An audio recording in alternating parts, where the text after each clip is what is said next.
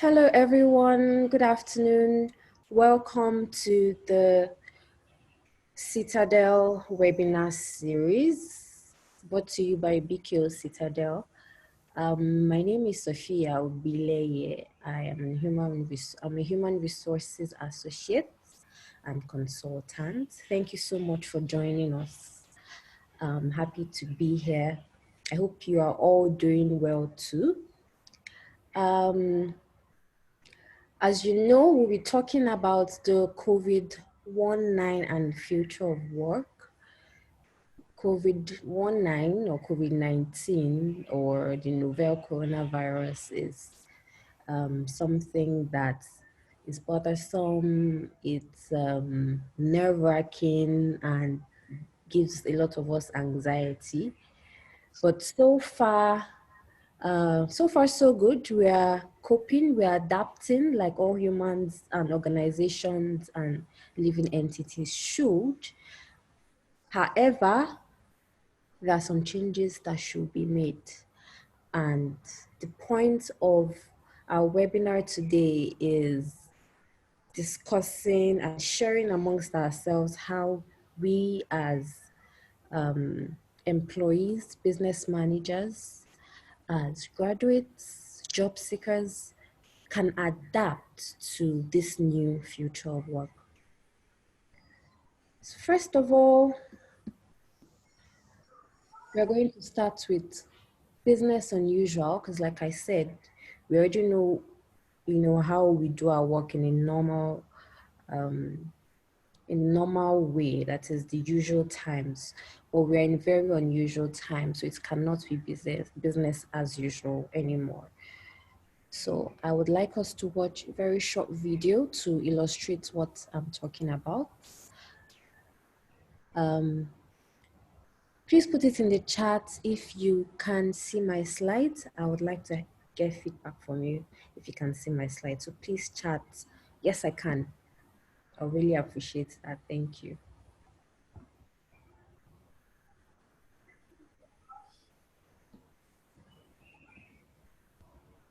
Okay. I have one. Thank you, Kafaya Lawal. Thank you so much. I have one response that says she can see my slides. Anybody else?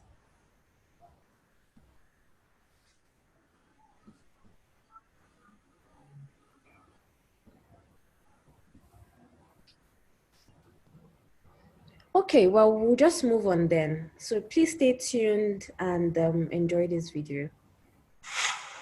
To get a sense of what Canada's workplaces may look like, look to other countries ahead of the curve, like Italy, where they've installed traffic lights for washrooms. Green means go, literally.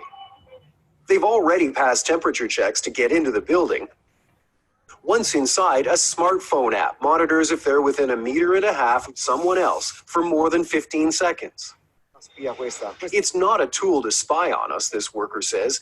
It may be a little less Big Brother in Canada, but experts say workplaces here will also see big changes. We started a 6 feet office project. This global real estate firm is suggesting one-way hallways, desks with plexiglass dividers, workers using disposable pads to limit hard surface contact and allow for easier cleaning.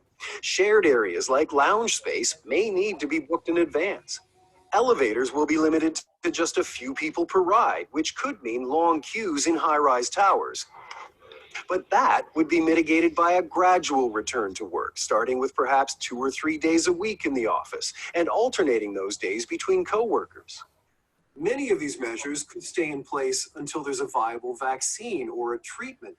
That could mean working from home in some form or another for months or possibly even years. For some, the change could even be permanent. A lot of companies are now seeing that it is possible to still be efficient while a lot of their employees are not in the office. That could have an effect on commercial property values. If that's 20 or 30% of the population working from home, and certainly that will soften demand on real estate. But even with fewer people inside, she says, offices will likely need more space to keep people separate. Either way, return to work may never truly be return to normal. Aaron Saltzman, CBC News, Toronto. Okay, thank you. So we move ahead. In this new future, we have some talk about the recession, doom and gloom. Is this what our future is all about? Let's find out. But while we find out, we need to reset our mind and get ready for what this future brings. And part of getting ready is finding out, do you have a plan? You, yes, I'm talking to you. Do you have a plan? We know that pre-COVID-19 was tough enough for everyone, whether you're a leader in your space or a manager of a business or even a job seeker. Every single one of us here today must have a plan. So what is yours? I have a little comment in the section here that says, if the only tool you possess is a hammer, everything looks like a nail. So if your plan is just to go on doing things without really thinking it through or thinking them through, please can we all mute our mics? Okay, so if we want to just go ahead doing things without thinking them through, then, without planning adequately, then we are going to have a problem.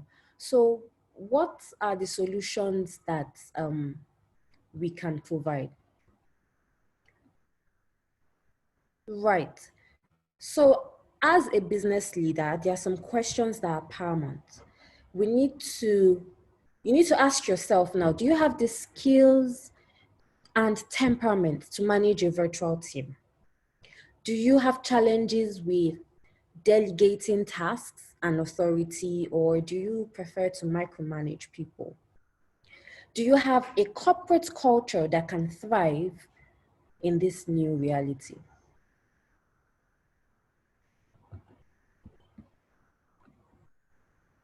Okay, now, as an employee or job seeker, if this is for you, I have these questions. Do you have the skills, temperament, and the discipline to work from home? Are you a collaborator or are you a learner? A loner? Do you see your co-workers as a threat to your progress? Are you self-assured? Are you confident in your abilities to get the work done without being hounded or micromanaged?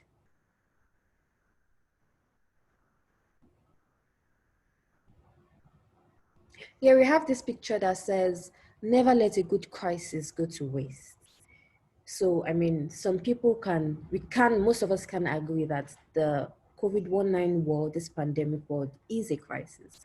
And it's important that we never let it go to waste, because over the centuries, we've had different types of situations, the flu, the other pandemics that have caused global crisis, and individuals and organizations came out top. So how can we not let this particular crisis go to waste? So we need to learn to succeed in the post-pandemic world. How do you do so? How do you succeed? There are some timeless requirements that you need. First of all, you need to have your skill, your basic skill and expertise in your domain. You need to have leadership skills. You also have to have a strong intuition based on your skills and experience, of course. You have to believe in yourself and your ability to perform. You let your intuition guide you. You must have ambition to succeed regardless of the situation. And finally, you must be humble. Okay, so here we talk about being entrepreneurial. Sorry, I can see that the screen does not quite capture. Okay, I think we're good. So being entrepreneurial, especially in Nigeria and this part of the world, our economy and, the government, you hear people, business leaders say, no, we need entrepreneurship, we need people to be entrepreneurial. Well, more than ever, we need this now, but what exactly do they mean? Entrepreneurial skills are skills that are timeless. And if you're already entrepreneurial as a person, please make good use of it. If you're not, then find out how you can be entrepreneurial. Get a good mentor, get someone who, you know, has tested the waters and can guide you.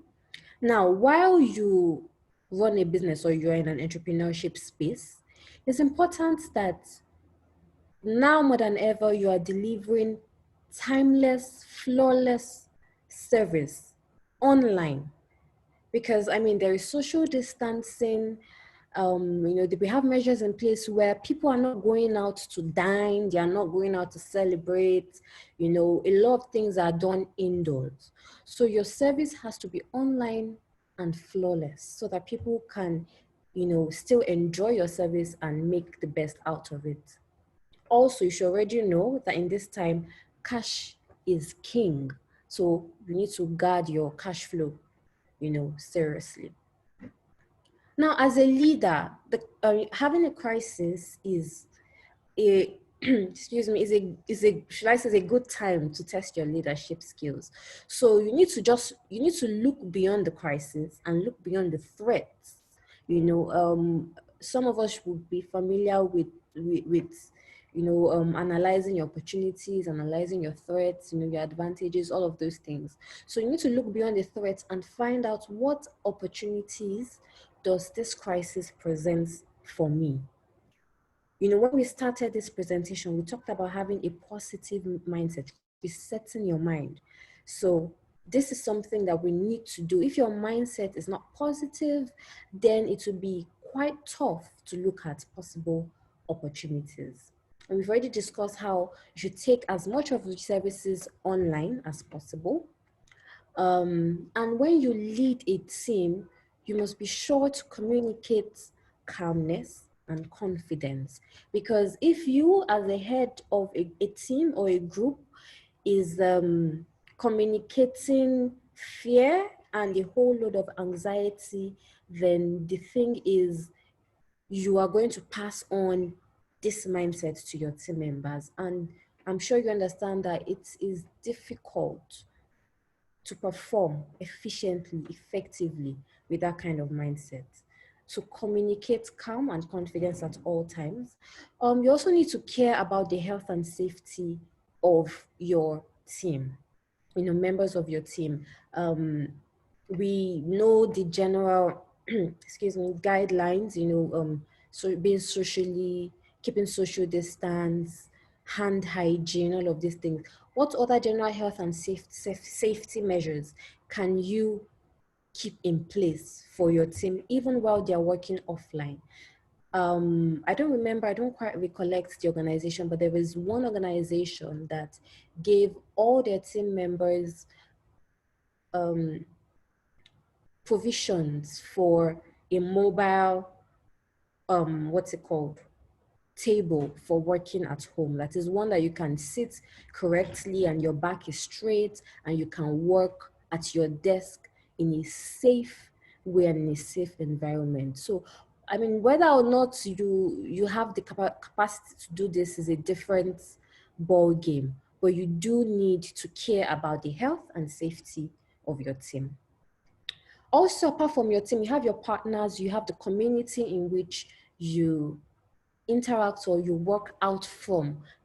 You should communicate with them as well and actively collaborate with them on how to navigate these times, whatever it is, whatever service it is that you are providing. How can your partners help you? How can you help your community? How can you come together to work effectively? Of course, you must not forget to be compassionate. Things are different and we are not robots. So understand that you are dealing with human beings here who are responding naturally to their environment around them.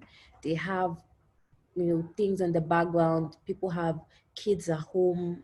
They have to cook and clean because access to, you know, domestic help now is limited due to social distancing, as it should be. So there are different factors you need to put in place to say, how can I help you, you know, make this work? So you have to be compassionate. And of course, like I said, focus on cash. So you as a team member and even as a team leader, you need to be aware of the things that enable you to work remotely. Of course, there is technology, internet connectivity, the right tools, the right resources, and then high level social skills. Now, because everybody is at home and a lot of things we are doing online, how do you connect? Your social skills have to be at a higher level than they were before. Um, it goes beyond asking your team about deadlines and what they are doing now, what they did yesterday. How are they doing? How are their family members? Is anyone ill? There are different ways to connect, different conversations. You can have happy hour online as well. You don't have to take only the work aspect of your job online. Other social things that you used to do in the office environment, find ways to take them online. We have different tools now. We are all here on Zoom. Zoom is not only for webinars, I'm sure you are aware. You can meet and connect with your team and even your partners and people outside of your team using the tools that you have available. Of course, you need to have empathy. We've discussed being compassionate. So when you're empathetic, it is easier to be compassionate, and you need to work in a way that is creative and is innovative, because you are working in a different way, like I said, and you need to collaborate. Now, as a team leader, you should ensure that the culture in place allows for flexible work policies where people can decide how they want to go about their tasks.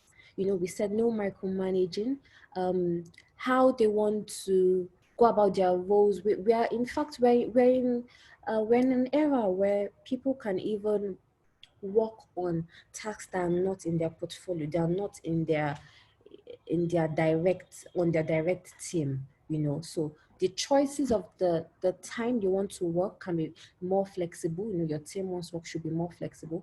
The role they do as well can be flexible. So it is, your job as a team member to ensure that there are policies in place that allow for this. And of course, your leadership should be influence based, not authority based. It should be work, excellent work that they want to do based on the way you as a team leader work, because they are influenced by your drive, your work ethic, your connectedness to your team. It should be purpose-led and not power-led. It should never be about you being at the top, of the chain, but really about what are we trying to achieve here? What's the purpose of our task? Why are we in business? Why are we working together? So when you can identify the importance of this, then you should be able to lead your team better. So you should always solicit participation, and it should not be based on your hierarchy. Now we move to career planning. For every individual, specifically if you're still in school or you're a fresh graduate, or you're even a senior manager, career planning is important for everyone. So the future of work tells us to identify or to consider the fact that we are the CEO of our own career. So you need to take charge of what you want to do, where you want to be. What does that mean? Times have gone, those times where it depends on, the company I work, how many managers exist, how many years they have to go before I can now determine if I can be a manager or not. No. You should not allow your organization or other extrinsic things like that determine those kind of things for you. So you need to take charge of your own career, act as the CEO of your own career. Part of doing that is knowing where do I want to be, doing a skill gap analysis, with someone that you respect and someone that knows the ropes, like a mentor. So when you know the kind of skills you need for where you want to go, you can start learning, you can start working towards what you want to do and not just going with the flow. Of course, while you plan your career for the future, it's important to note that routine work, mono-skilled roles will be replaced by specialists, will be replaced by insight-driven and multidisciplinary roles. You must be multi-talented to be excellent, to be useful in future of work. You cannot say, oh, I'm only good at this and this is all I can do. Then you will phase out and other people will take your place. Even robots can take your place. Once upon a time, we used to have what are they called? Typists. We used to have secretaries, but now we have PAs who do different things, not just typing letters and receiving correspondence or typing correspondence. So you need to review what your career plan is. And when you do that, especially with someone, like I said, as a mentor, do a skill gap analysis of what you need, where you want to be, and what is required to achieve, that career change, if that's what you desire, where you want to go. You need to learn those things and be multi-talented.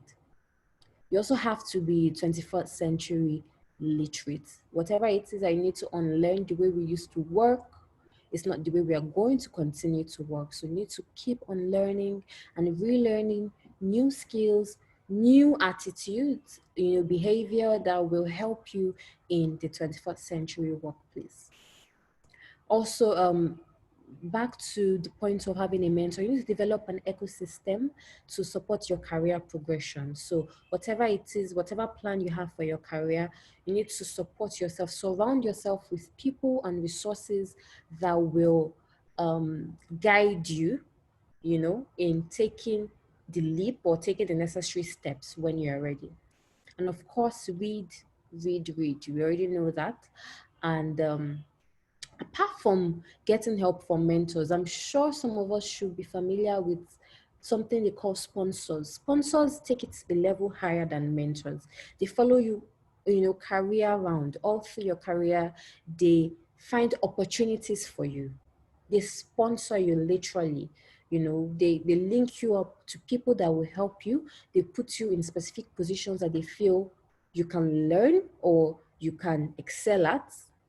So get not just a mentor, not just an ecosystem of people that do what you do, get a sponsor. And of course, attitude is everything. Okay, so we're all working from home, and the future of work generally, cannot be overemphasized that we will be working remotely. So you have to achieve self supervision, and the kind of personality traits that you need to be looking at are high conscientiousness, collaborative communication, and resilience.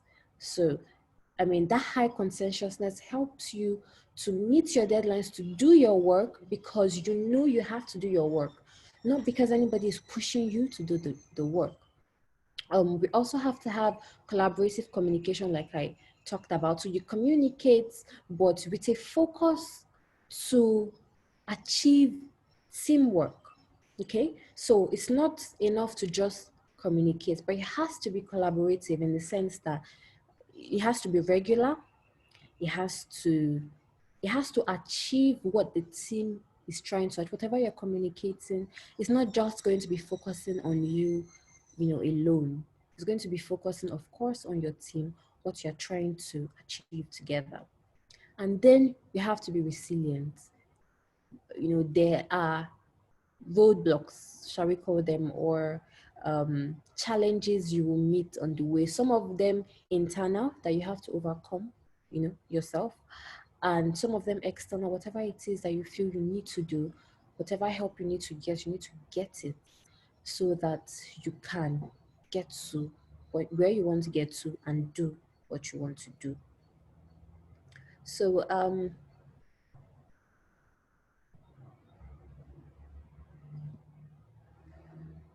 1 minute.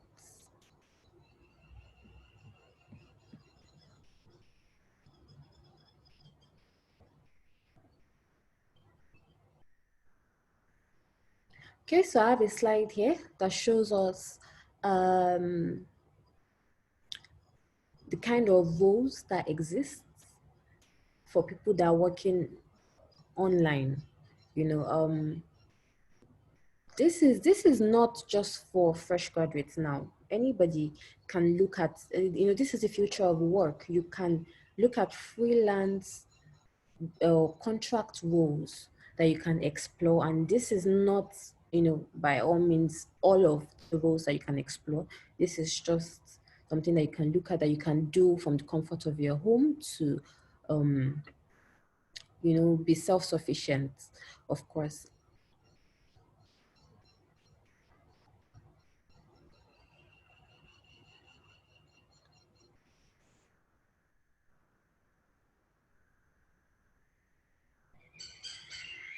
Okay, so I have a few tips here on how to minimize distraction at home. You need to be more to do your work more efficiently. You need to have discipline.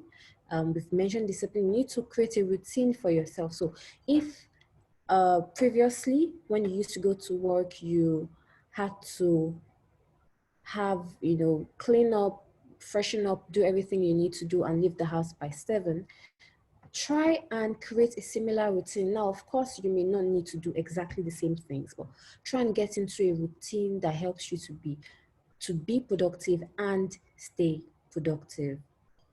Now, for people looking for roles, they say, okay, what kind of jobs should I be looking at these days? Well, people are not really hiring because resources are low, like we know, but it's not all negative. We still have sectors that are not as vulnerable. We have the e-commerce sector, we have the ICT sector, we have the healthcare and medical supplies and services sector. So just ensure that you are building capacity in the right place and you understand what you need to do to get to where you want to be. So I want to leave you with this. The future is a fun place. I mean, with machine learning, AI, artificial intelligence, all the things that we hear about, it's going to be an exciting place. It's not one that we should be afraid of, right? What we just need to do is make ourselves useful, make the work that we do, the job that we do in organizations relevant to the 21st century. So you need to be multi-talented, you need to be creative. There are things that the robot still cannot do or won't be able to do, right? So it's the future, I can assure you, is going to be a fun place for those that prepare. But while we prepare for the future, even though it's already here, we need to stay at home today. Some of us should know that China is already getting back on its feet, and it's not by accident. So please stay at home today and get yourself prepared for an exciting future. So, thank you very much. If you have any questions, you can type it in the Q&A. We can take some question and answer session immediately.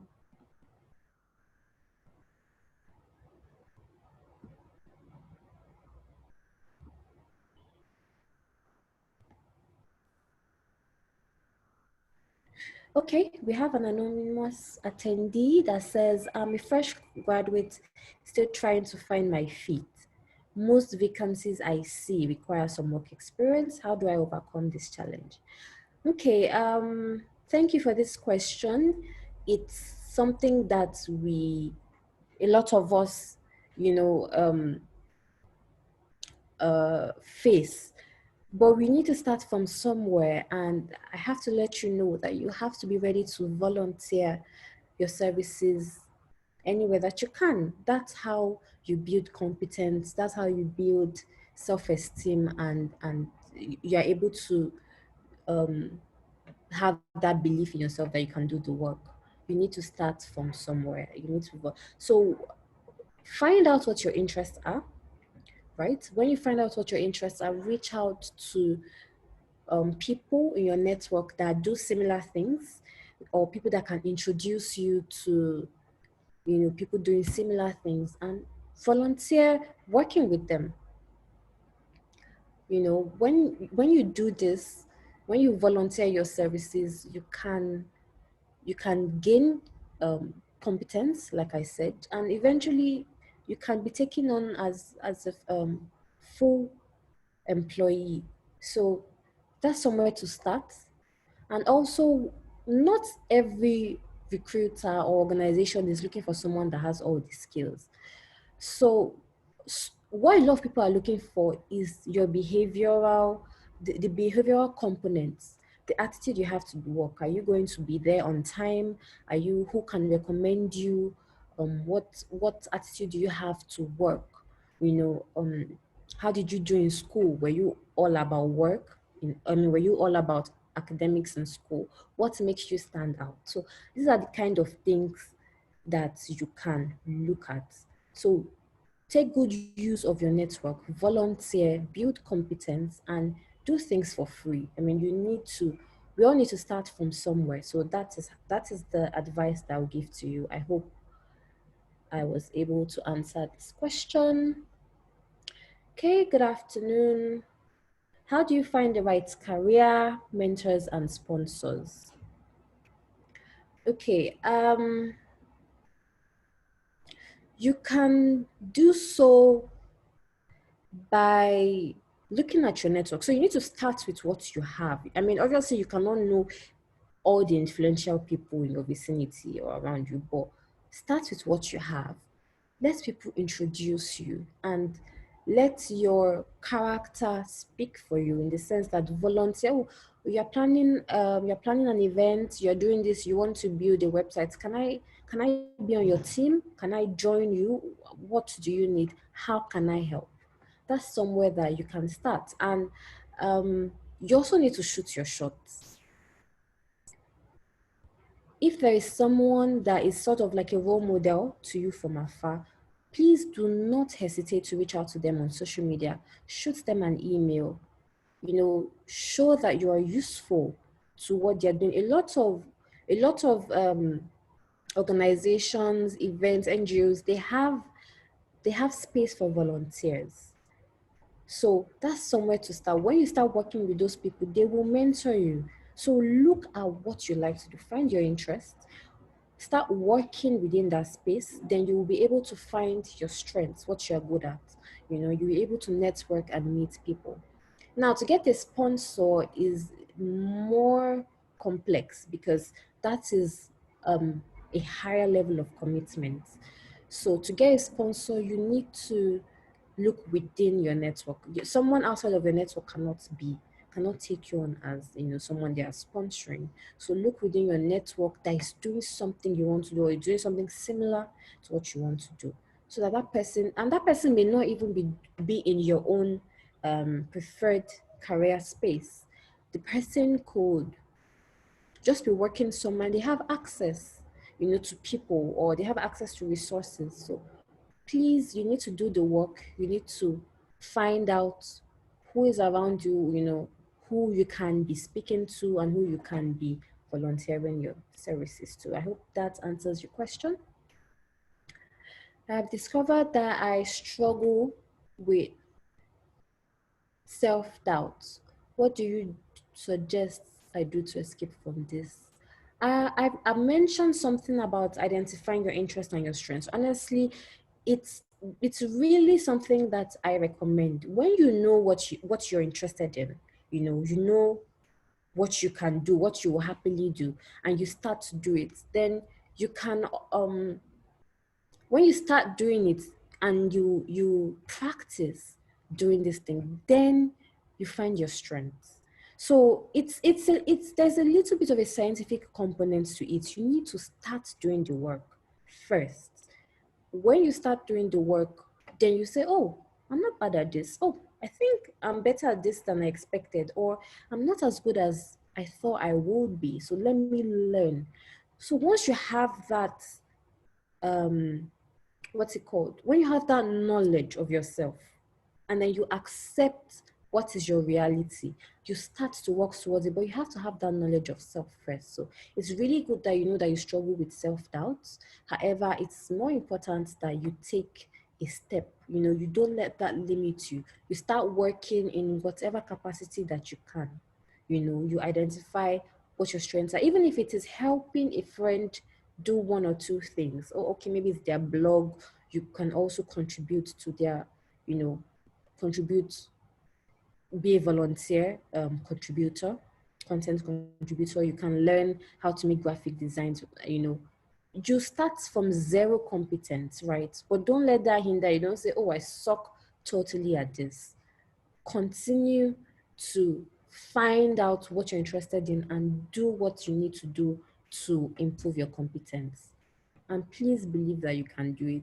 I assure you, there are a lot of people that, are even more disadvantaged than you, and they give themselves a goal, they give themselves time. I want to learn this by this amount of time. And I even forgot to mention that there are a lot of resources that are free during this COVID period. Please, let's look for them. Even for business owners, there are grants, there are schemes giving out loans.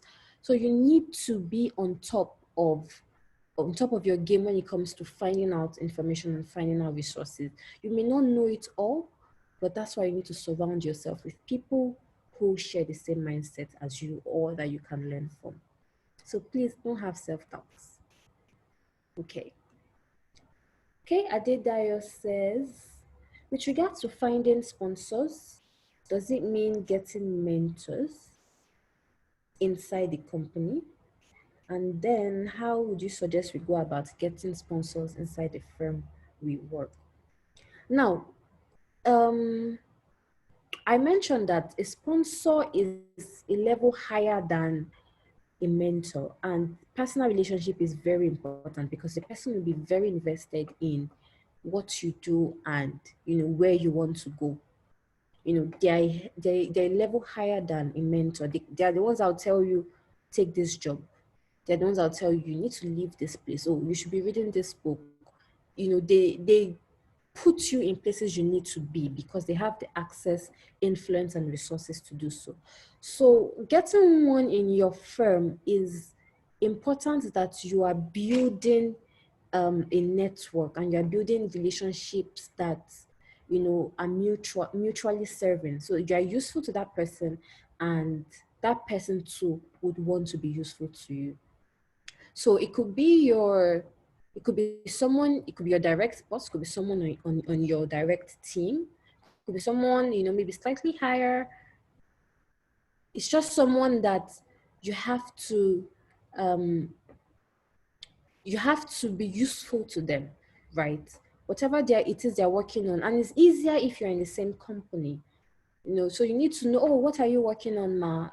Do you need me to type it out? Do you need me to send, be useful to them? Let them see that you are interested in their work and helping them succeed. Then they'll be able to, or they'll be willing to return, the favor. And then you shoot your shot. You let them know, this is what I'm looking to do. How can you help me, sir? How can you help me, ma? It's like that. But usually, sponsorship is a relationship that the sponsor initiates. But a mentor can graduate to be a sponsor. It's just about how you manage that relationship. I hope I was able to answer your question, Adedayo. Do we get the slides? Yes, you do, absolutely. When you registered, if you registered, you most likely you most likely put your email address. So the slides will be sent to your email. So please look out for it. Thanks for this presentation. How do you manage acquiring cross competence without dropping the ball in your current position? For example, if the other skill you want is outside your current domain. Thank you, Kenny, Mr. Kenny Popola. How do you manage acquiring cross competence without dropping the ball? I mean, that's a very important question and a very good point. So while you seek to get get new skills or acquire new competencies, you should not let that stop what you're doing, right? And the way you can do it is by following a routine. Do I want to learn from 5 a.m. to 6 a.m.? And, I start my work from, maybe it's 8 a.m. or 7 a.m. that you start on 9 a.m. So it has to be something that is structured and something that you're very deliberate with. So when you are learning, you have to schedule it in such a way that it doesn't interfere with your main role that you are currently doing.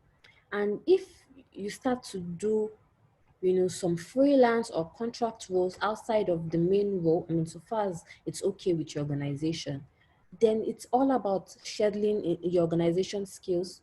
Your organizational skills have to be top. So, and of course, and even your other competencies, there are other people that can support you in that role. So we can't do everything alone. Let them help you where you need help, so that you are not dropping the ball at work. It's very important that because you're seeking knowledge somewhere else, your work suffers, your main job suffers. So that should not be the case. So your organizational skills need to be very smooth. Okay. I want to be a person of influence within and outside the office. What do I need to do? Okay, to be a person of influence, right? It starts with wanting to be there, so you're on the right track, that you want to do that. And the way you work says a lot about you, your work speaks for you. So this is something that people always say, your work speaks for you. How do you communicate in meetings? What kind of contributions are you making verbally and non-verbally? When you talk, are people willing to listen? And for people to be willing to listen, then you need to know your onions. You need to be respectful of people. You need to manage relationships. You need to be, I won't say easygoing per se, but you need to be collaborative. So for you to be influential, it goes beyond telling people what to do or just saying what's on your mind all the time and expecting that people will follow your direction. Your contribution has to be insight driven. You need to say, this is what they're doing in this country. This is how they are working. You add what we call receipts to what you're saying. You add the evidence, you back everything you're saying with evidence. And of course, your attitude and behavior at work is generally what pulls people to you, first of all.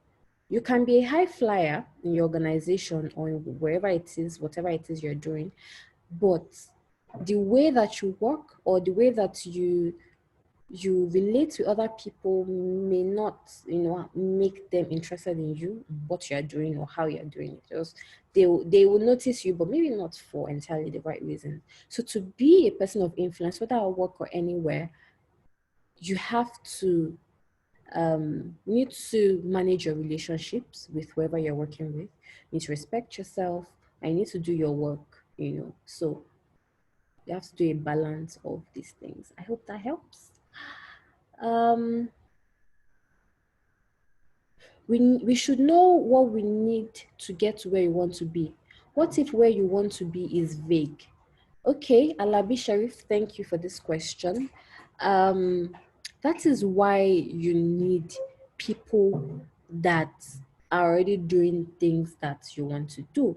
So you start from, okay, I want to be wealthy, I want to be a businessman. Start from there and then work backwards. If I want to be wealthy, what are wealthy people doing? If I want to be a high flyer, what are high flying people at work doing? Work backwards. Okay, do I know any in my circle? Have I attended a seminar that one of them was a panelist? How can I get access to people like this? You need to find out what they are doing, who they are moving with, what their circles are. You start from there. You have to start from somewhere. Of course, it's vague at first, but as you work along, it becomes clearer and clearer to you. And you need to know, there's no simplified roadmap for everyone. You need to know your own unique strength, weaknesses, things like that.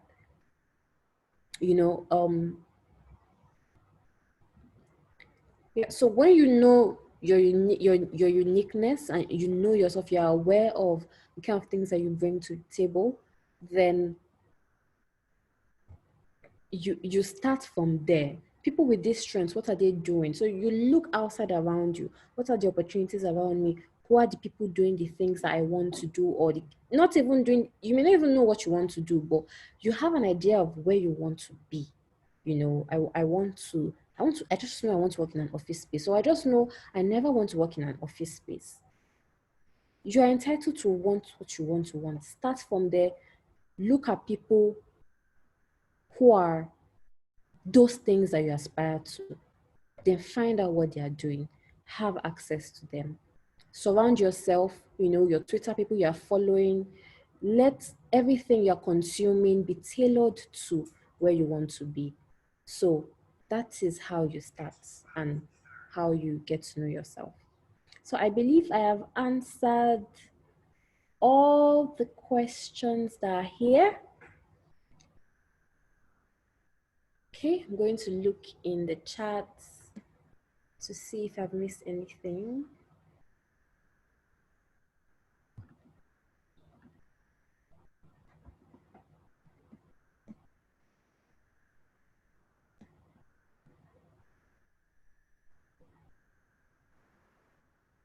Okay, one more question.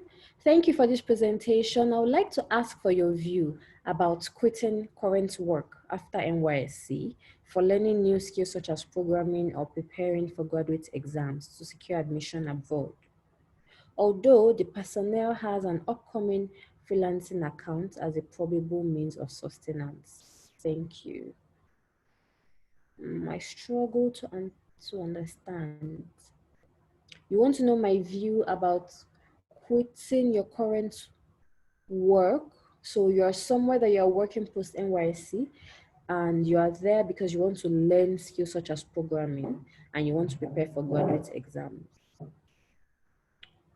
Although the personnel has an upcoming freelancing account. Are you referring to yourself as a probable means of sustenance? Okay. If I understand this correctly, so you left your work so you can go and learn new skills and prepare for admission for your graduate school.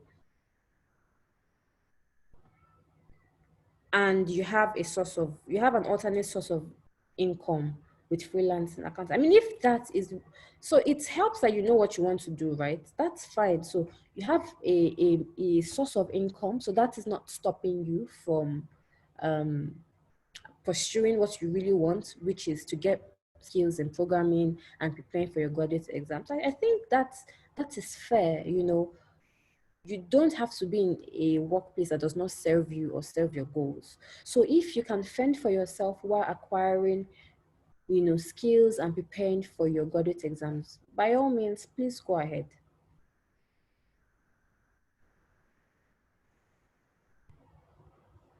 Looking at the reality that is prevalent around us today, where most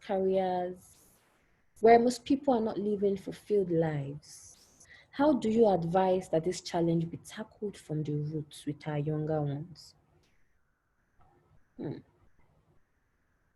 From the roots. Now, okay, I'm going to answer this question from this angle. From the younger ones, it's important that you as a parent or someone that is around them, that they have access to, you need to help them to discover themselves. You need to help them to be self-aware. You need to compliment them in the things they are doing right. There's a phase where you are unconsciously incompetent and you're unconsciously competent. So when you are good at something, but you don't know you're good at it, then that's a problem. You need to know what you're good at, and you also need to help them fine-tune their interest. That is, okay, you already know, okay, this person likes to paint or draw, this person likes to work on computers and all of that. You need to help them, give them access to resources. And we've mentioned an ecosystem. So you as a parent, as a mentor, as someone that they have access to, need to provide those things that they cannot give themselves. So first of all, helping them find themselves, they would, obviously guide you, but you can do the fine tuning to say, you're good at this. This is what people know you for, and get, in case you fear that perhaps your view is one-sided, get the view of others, maybe their teachers, aunts, friends. What do you think about this person? What do you know about this person? So their personality traits, it's important because there are personalities that are more suited to certain jobs, certain careers, their skills, their interests. What kind of assignment do you not need to beg them to do? What kind of camps are they excited to tell you they want to go? Not the one that you particularly have to maybe force them, to attend. Why do they want to go there? What are they teaching them? So there are different things that you there are different things you need to look at. And I can see that my time is up. Do I have any intention of helping people who don't have a functional mentor? Yes, absolutely. I am available to help. So thank you everyone for joining me. I am so grateful to have you here. Please stay tuned for more of our webinars that we'll be having every month. We should be having an average of 1 or 2 every month, but you will get all the information. Thank you so much, and do stay safe and keep in touch. So I hope to see you here next time. Bye.